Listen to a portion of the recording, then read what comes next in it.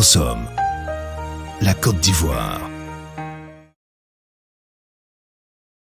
Au plan politique et dans le cadre de la gestion administrative, on a noté la création de 12 districts autonomes, portant à 14 le nombre de ces entités administratives, permettant de renforcer l'efficacité de l'action gouvernementale et surtout ce qui devrait permettre d'impliquer nos braves populations dans la gestion du pouvoir public.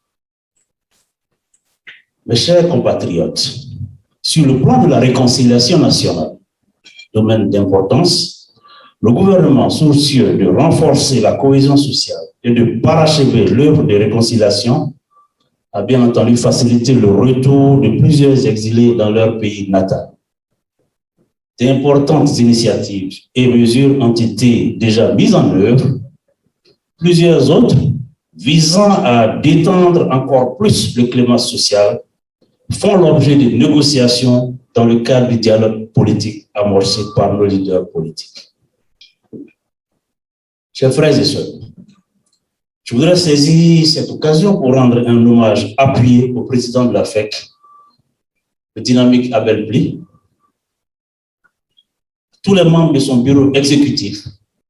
J'exhorte, n'est-ce pas, la FEC à continuer d'œuvrer dans le sens de l'union, de la fraternité, de la cohésion entre les Ivoiriens et Ivoiriennes pour le salut et le rayonnement de la Côte d'Ivoire dans ce beau pays, le Canada qui nous accueille tous.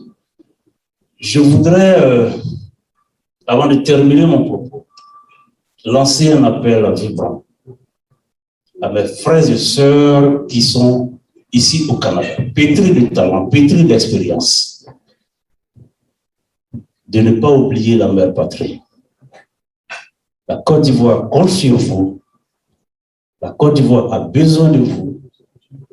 La Côte d'Ivoire ne pourrait pas être la Côte d'Ivoire tant que l'un de ses fils se retrouve ailleurs en détresse. Que ça marche pour vous, que ça ne marche pas pour vous, le salut, c'est la mère patrie. Je vous en conjure, mes frères, le pays a besoin de vous. Le pays a besoin de vous. Vive la République, vive la Côte d'Ivoire, que Dieu bénisse notre beau pays. Je vous remercie. On lève le bouchon.